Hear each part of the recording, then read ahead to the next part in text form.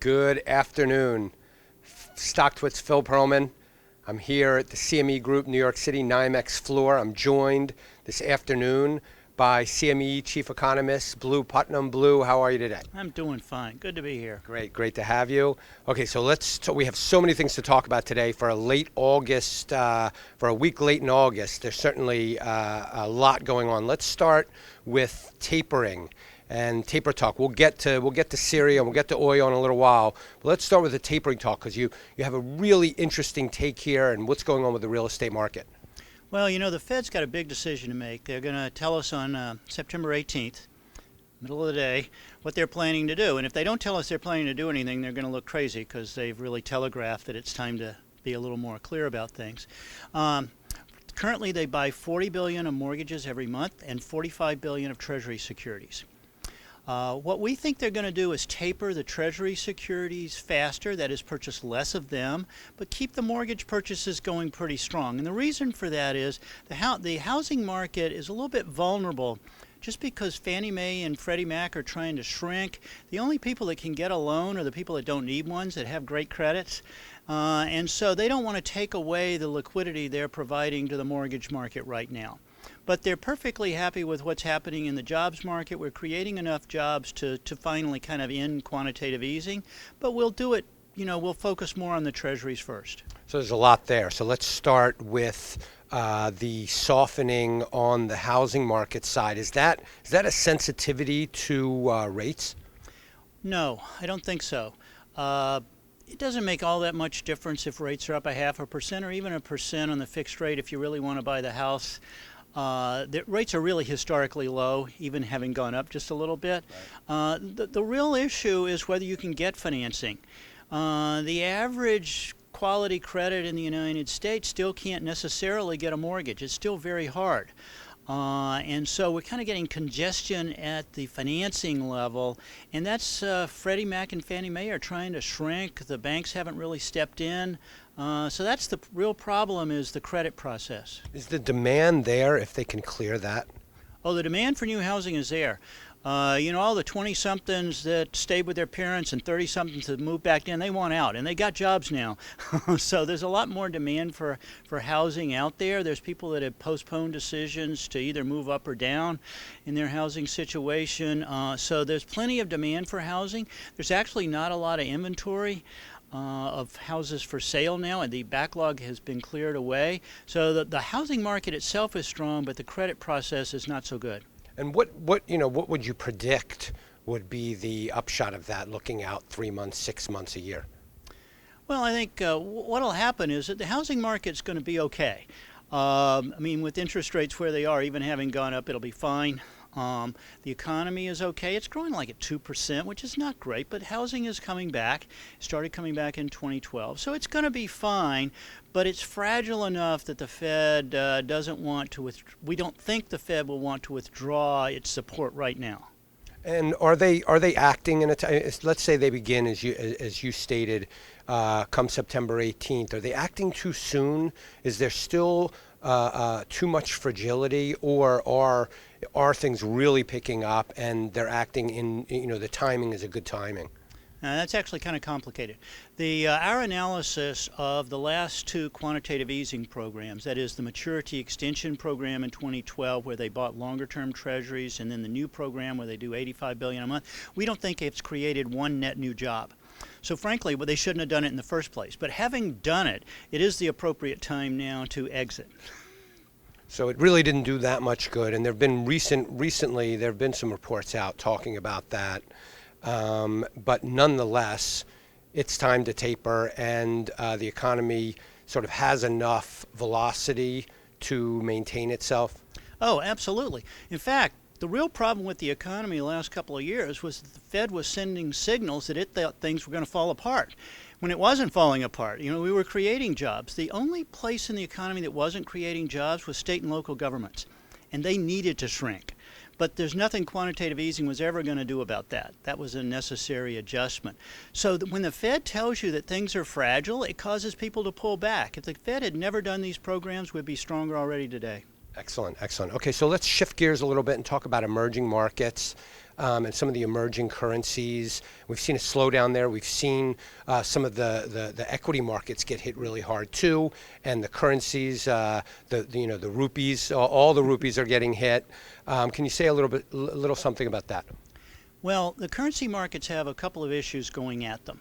One of the unintended consequences of quantitative easing was when you withdraw quantitative easing, you create volatility in the market. When you create volatility in global markets, it causes market participants to reduce their risk-taking because things are more volatile. When you reduce your risk-taking, you cut everything risky. And emerging markets are risky enough to get cut. So it looks like a kind of contagion because it's happening to all emerging markets at the same time. Now, simultaneously, but not for the same reasons, we've had some turmoil around the world. We've had some demonstrations in Brazil. We've had some issues in Turkey. And then we obviously have with the things going on in Syria and Egypt. But these kind of turmoil events get people worried about political risk. And again, they just cut risk across the board, and that's what's hit emerging market currencies. Now, coming back to the word contagion, and we know that a lot of this has to do with expectations, and then when you get a down cycle, sometimes that cycle feeds on itself and creates more downside. Is that the risk in emerging markets here, that we've taken a downturn and then that feeds on itself and gets out of hand? Oh, it already happened. It turned down, Right. It fed on itself, it went down further, and in fact, if anything, now they're almost a buy. We've kind of let the cycle play out. It hasn't totally played out because there's still so much geopolitical risk going on. But what you just described, that cycle occurred, but it's largely run its course. You think India could be a buy here, Indonesia? You have to be careful catching a falling knife. However, once things calm down on the global side, almost all the emerging market currencies that have sold off big are undervalued and will have a good chance to come back. But don't be early. Excellent, excellent. Okay, so let's turn and talk a little bit about the giant elephant in the room, Syria, and this weekend should be a very interesting weekend. We have no idea what's going to happen, although it seems the consensus that there's going to be some bombs falling possibly over the weekend. And oil has broken out of the range. I think the high was somewhere above 108. Mm-hmm. We took that out last night. Hit 112 briefly, pulled back and closed today around 109 in the 109 area. What are you seeing there? Well, the interesting thing about the crude oil market around the world is that we've had this incredible increase in supply, more production out of the U.S., more production out of Canada, and it's had no impact on the price. And that's really fear coming from these geopolitical events that you were just talking about. And the countries that are involved here, or at least directly involved, Egypt, Syria, they don't have much oil. None really to speak of that matters, So if what happens over the next couple of weeks calms down, then you're going to see the price of oil drift back down a lot. On the other hand, like you said, we don't really know what's going to happen, and if it gets worse, then all bets are off. And how are things in Egypt presently today, given the fact, the attention of the media is a very, very interesting thing. And so all eyes on Syria now. We've had a huge amount of violence in Egypt, and some say a coup or whatever you call it, but nobody's talking about that right now. Is that still we could have multiple problems in the Middle East. Well, Egypt is the most populous country in the Middle East, and obviously there's political turmoil going there with the government change and things like that. But they've kept the Suez Canal open, the trade is still flowing. That situation looks way more relatively manageable than what's going on in Syria, where it's a civil war. And we never know. Here's the thing about, once you send one missile in the air, you never know what chain of events will follow. We thought Iraq was going to be clean, and a very short timetable to that going in, earlier in 2003, 2004, that we wound up getting stuck there for a number of years. Yes, I don't know who ever thought war is clean. That just boggles my mind that thought even occurs to anybody. Right, and what the reaction is going to be of other country, of Iran and Russia most notably. But, okay, so last up, Here's what I want to get at.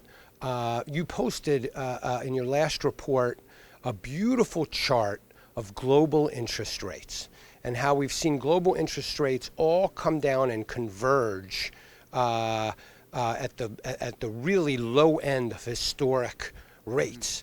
And the implication was that volatility will increase as rates globally begin to rise. And you're talking about multiple markets here. Yeah, so that chart was really focused on the UK, the US, Japan, the Eurozone, the big ones.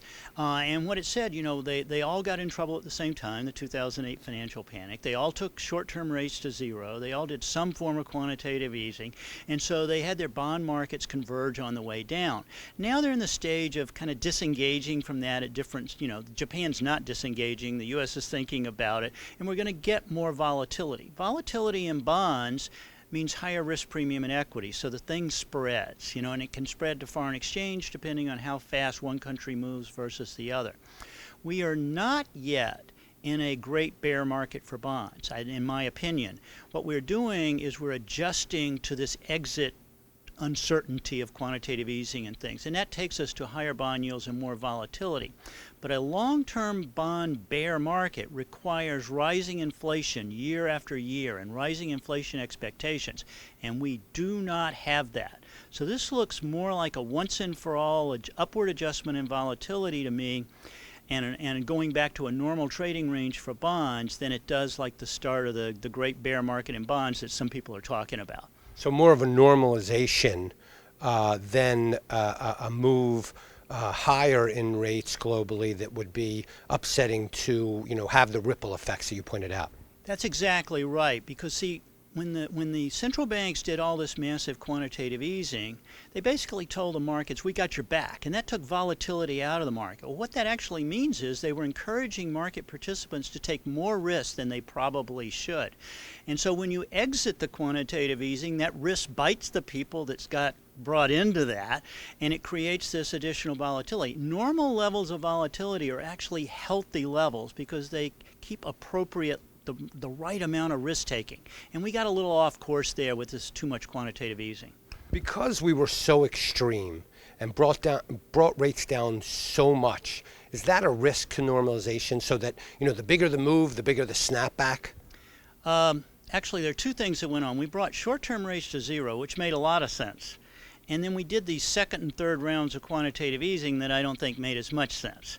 So when the quantitative easing reduced risk-taking, reduced volatility, and now when we exit it, it's going to increase the volatility. But the short-term rates at zero, they'll probably stay there a while longer because that's actually what really works to get the economies back. And we don't have any inflation pressure yet, so it's okay to stay there a little longer. Excellent, excellent. Blu Putnam, Chief Economist of CME Group, thank you so much for joining me as usual. Fantastic. StockTwits Phil Pearlman here at the CME Group in New York City. Adios.